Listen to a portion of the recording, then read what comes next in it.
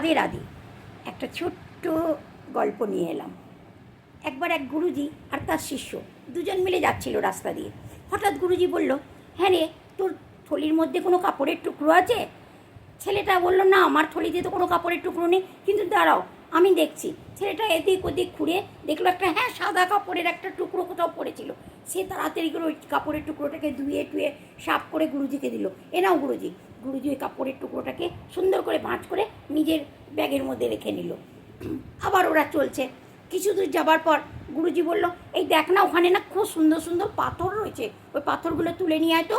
আর ছেলেটা পিছনে, খানিকটা পিছনে গিয়ে ছেলেটা যখন পাথরগুলো তুলতে গেল, তখন ওপর থেকে খানিক এত বড় একটা চট্টান পাহাড়ের ভেঙে এসে গুরুজির পায়ের মধ্যে লাগলো। গুরুজির পায়ের থেকে অনেক রক্ত বেরোতে শুরু করলো। গুরুজি খুব ঘায়েল হয়ে গেল পাটার জন্যে। তখন ছেলেটা তাড়াতাড়ি করে গুরুজির ওই থলির থেকে ওই সাদা কাপড়টা বের করে বেঁধে দিল। দিয়ে বলছে, গুরুজি তখন কাঁদছে খুব। তখন বললো, তুমি দাঁড়াও, আমি পাশের গ্রামে গিয়ে কোনো বৈদ্যের কাছ থেকে কোনো মলম নিয়ে আসছি। ছেলেটা ছুটতে ছুটতে গ্রামের দিকে গেল। তখন ছেলেটা মনে মনে চিন্তা করছে, আমার গুরুজি অন্তর্যামী, সব জানতে পারে। দেখো, গুরুজি ওই জন্যে আমার থেকে কাপড়টা চেয়েছিল। ছেলেটা যাই হোক বৈদ্যের কাছে গেল, গিয়ে মলম নিয়ে এলো। এনে গুরুজির পায়ে মলম টলম লাগিয়ে দিয়ে পট্টি বেঁধে দিল। কিন্তু গুরুজি যখন এসে ঘরে পৌঁছালো, গুরুজির যে মানে বউ, সে দেখে বলছে যে, আরে এত চোট লেগেছে।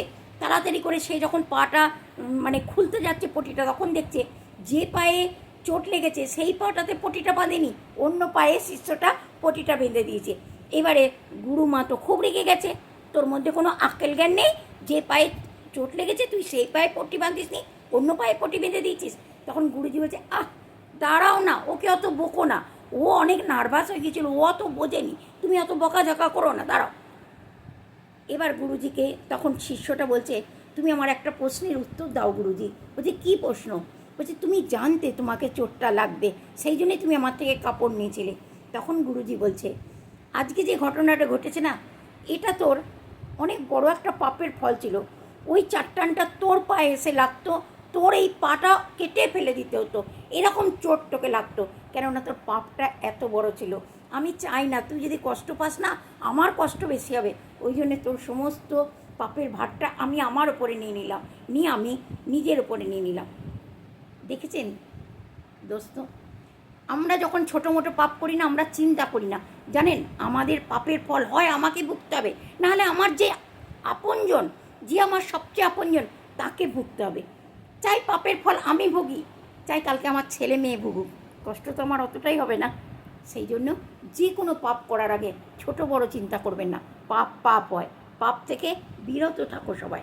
রাধে রাধে।